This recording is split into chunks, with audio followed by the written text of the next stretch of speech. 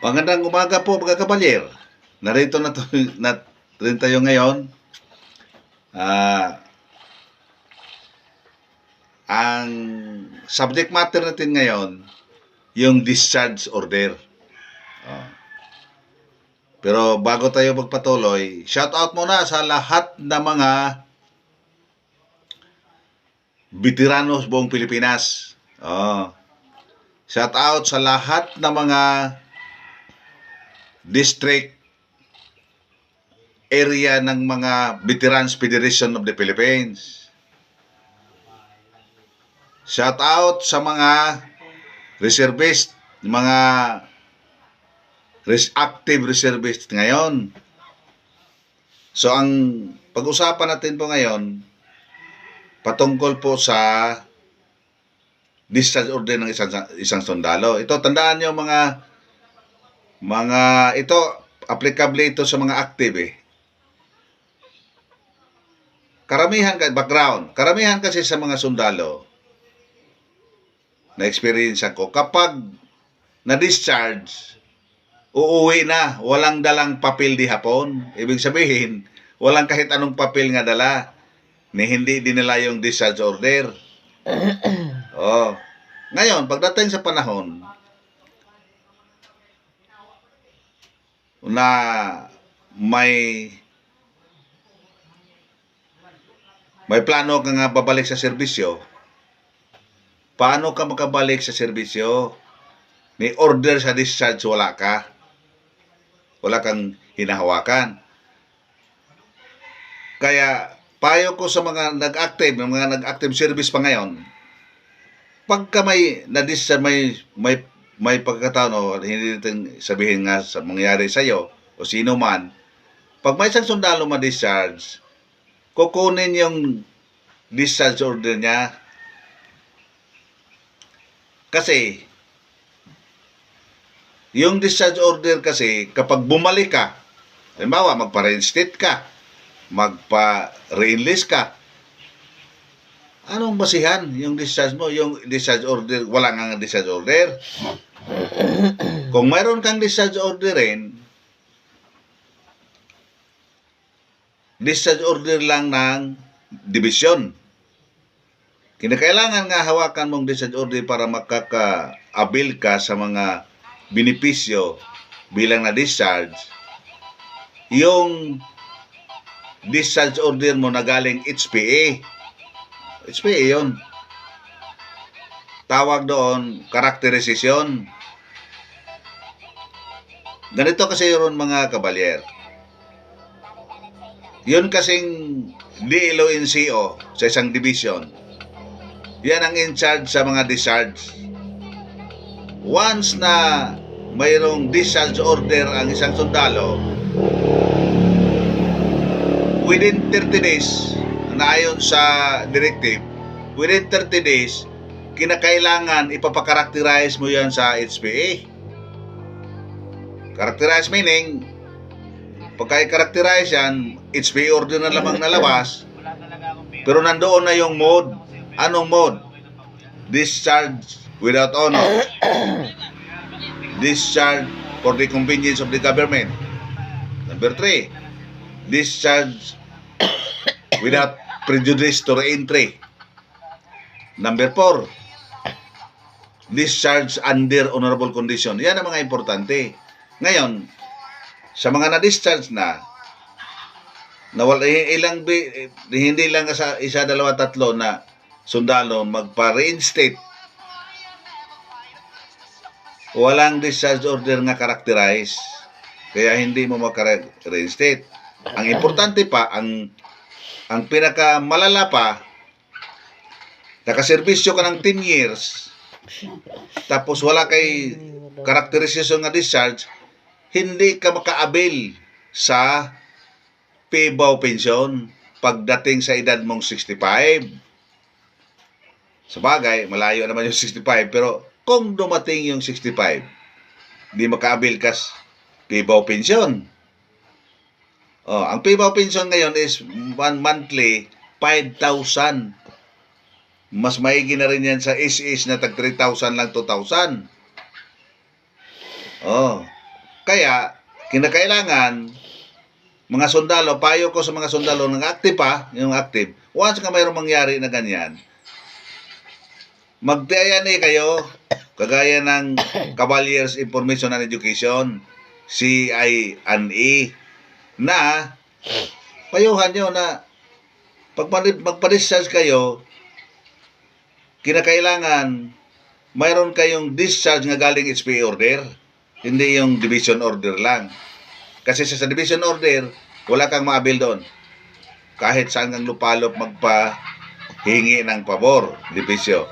Pero kung karakterize sa PE, lalo na kung under honorable condition, marami kang mga benepisyong makuha. Makuha pa yung mga inilagay mo noon. Mga insurance, lahat. Kasi honorable eh. At saka, kapag honorable condition ka, higit sa lahat, mga Cavaliers, pagdating ng edad mong 65,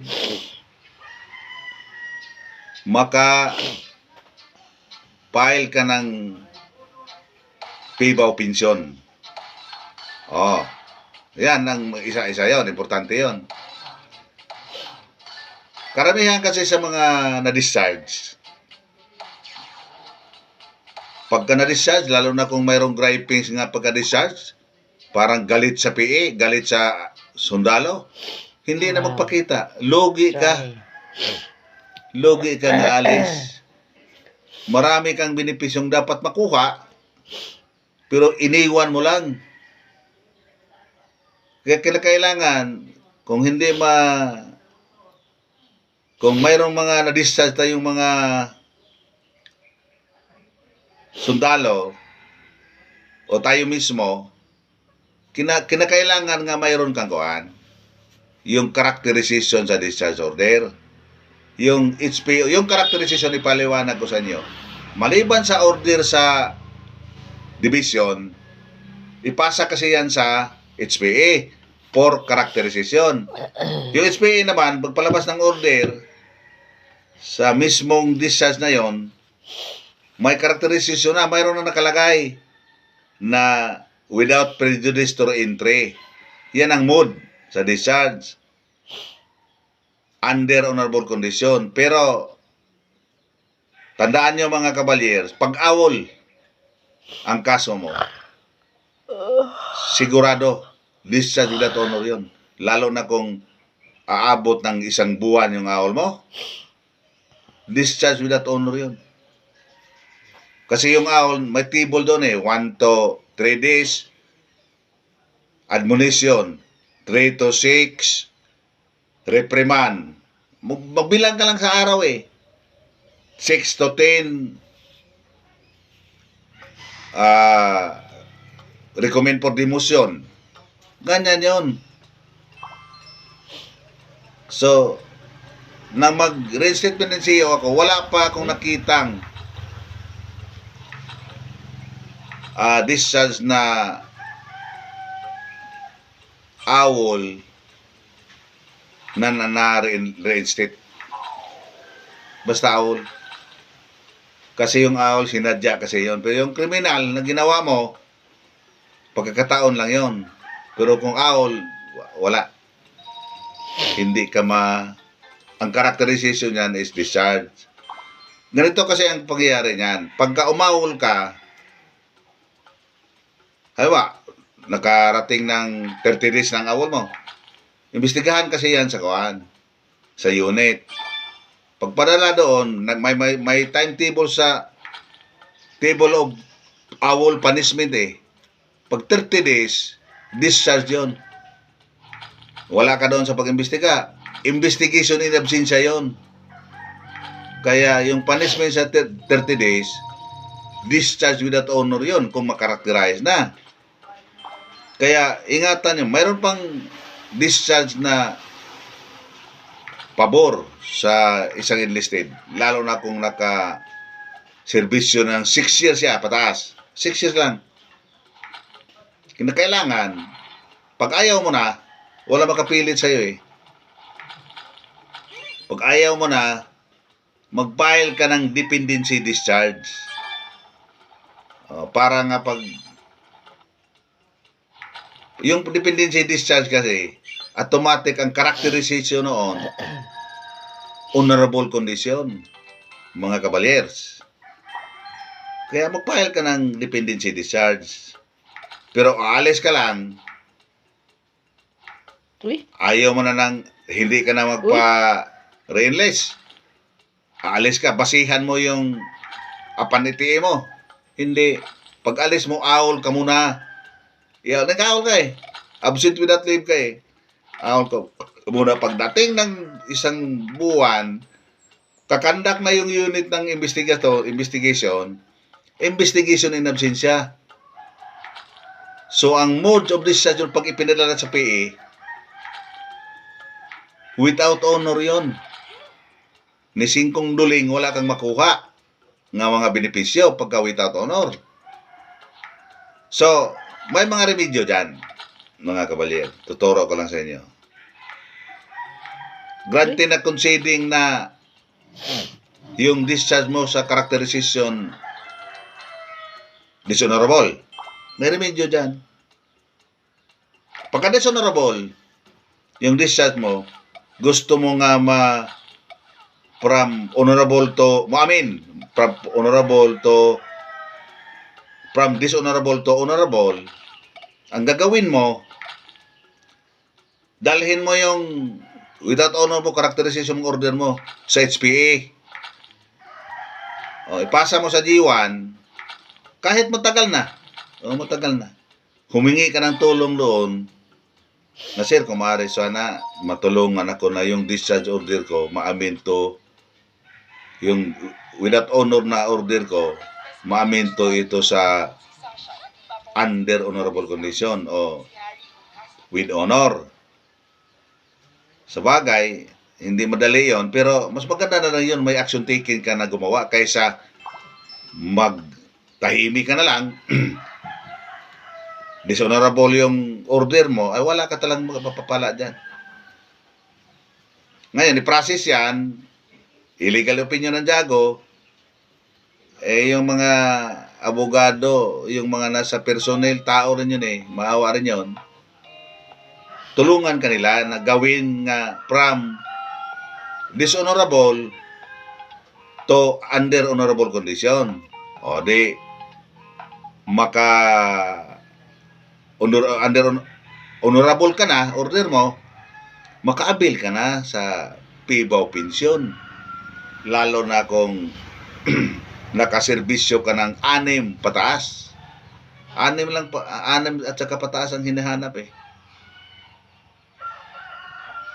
Mayroon nga akong nakausap na Scout Ranger, 18 years service. Ang tanong niya sa akin, sir, may mapapala ba ko sa PIBAW? Total, ang sabi mo, 6 years lang pwede na. Yung sa akin, 18. Ang una kong sinabi, tinanong sa kanya, titingnan ko yung discharge order mo Nang tinignan ko yung discharge order, division order. Ang sabi sa kanya, ang pinayuhan ko siya na pupunta ka sa division kung saan ka na-discharge, kahit matagal na, pupunta ka sa division kung saan ka na-discharge, tapos ipapadala mo yan sa division, ikuan lang yun subject to letter lang yun transmittal, ipapadala doon nga para i-characterize. Padala nga, hindi, mga 1 buwan siguro, 2 buwan, babalik na yon. May characterization na. Ngayon, kung ang characterization without honor, tanggap mo na. Yun nga, balik ka naman sa PE. Ipa-amin mo yung characterization nga dishonorable, pa-amin to under honorable condition.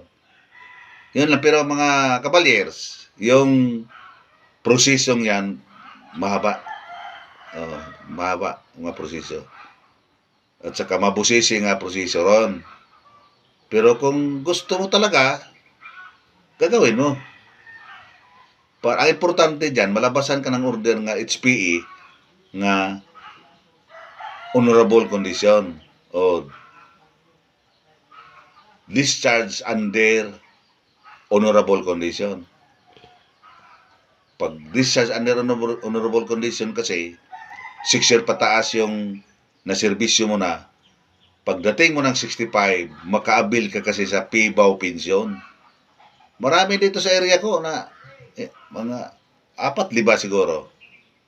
Pero nang nagpa-discharge sila, may barong kaibigan pa mga PC nga nagpa-discharge, Master Sergeant, nag-file ng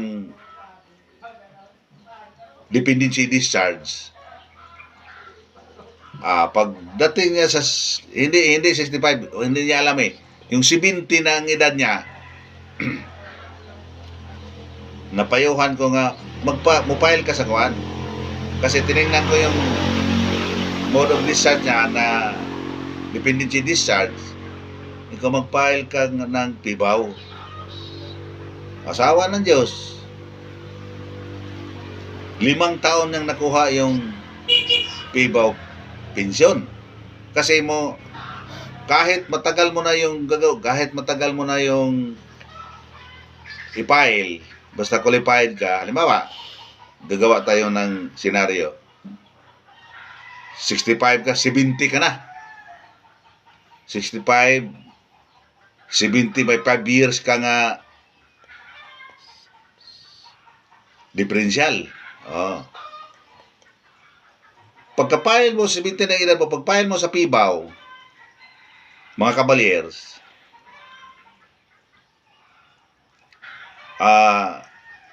mo retroactive effect yun doon sa 65. Retroactive effect sa 65. So, 65, bilangin yun, ilang taon? 5 taon ka, multiply yung every month 5,000. I-differential yun, may pira ka rin. May makuha kang pirang medyo malaki-laki. Kasi sa PIBAW, pagka pension mo na, halimbawa, 5 years ka na nga, 70 ka na. 65 man mag-retroactive effect man. Pagka 70, kuhan man yun. Pag-season yun. Pagka monthly pension, mag-pension ka kagad. By next month, mag-pension ka kagad. So, 5,000. Ngayon, yung 5 years, ayusin rin yun sa PIBAW para differential. Makuha mo rin yun. Walang iba makakuha yan doon. Makuha mo rin yung PIBAW pension.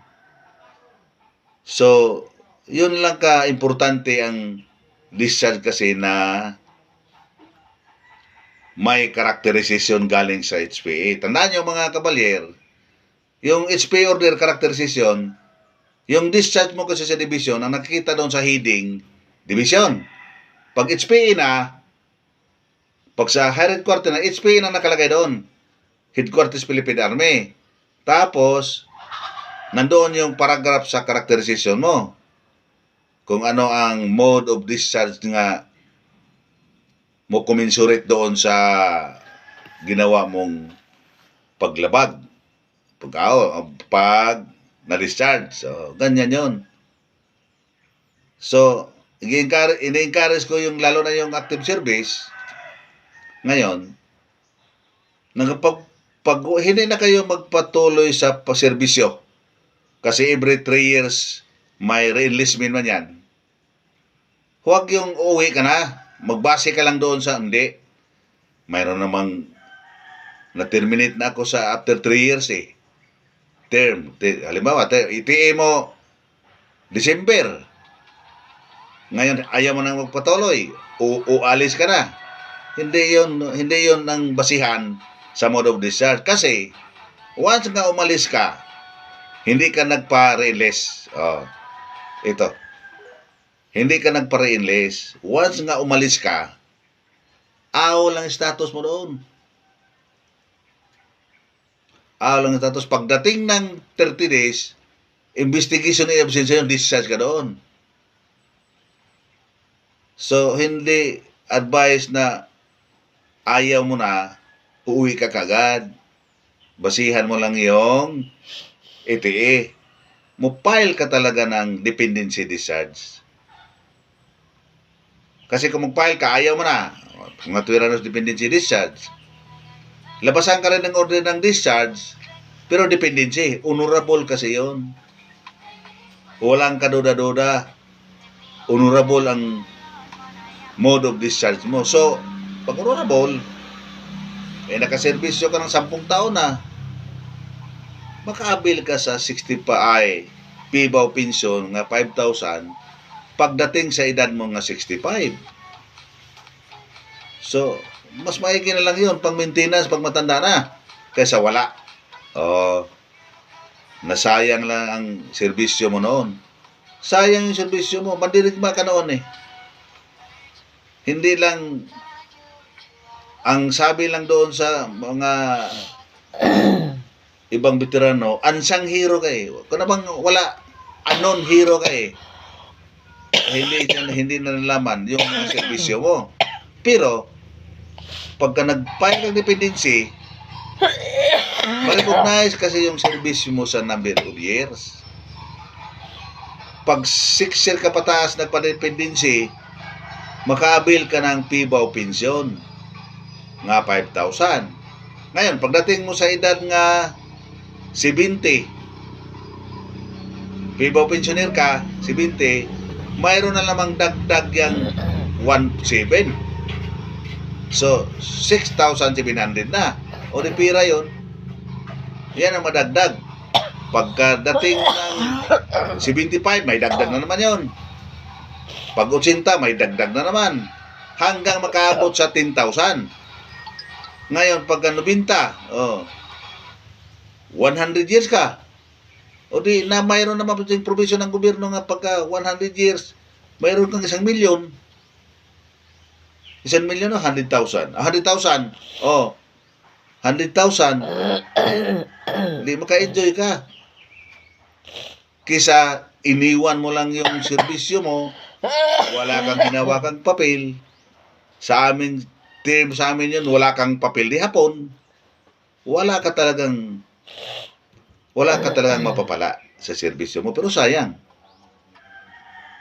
Pinaglaban mo yan noon. Ilang taon. Binuhisan mo ng buhay yun. Lalo na sa army. Dahil army kasi in charge niyan sa combat operation of the land. Kaya mangyari talaga yun sa army. So, sa ngayon, mga kabalyers, ang sabi ko lang, pakisuyo, libre man yan. Mag-like na lang, mag-comments, mag-share, para yung iba rin na hindi nakarinig ngayon, ma-notify sila nga. Malalaman rin nila. Mas maigi na lang yun. Kaysa wala. Kaya inuulit ko sa inyo,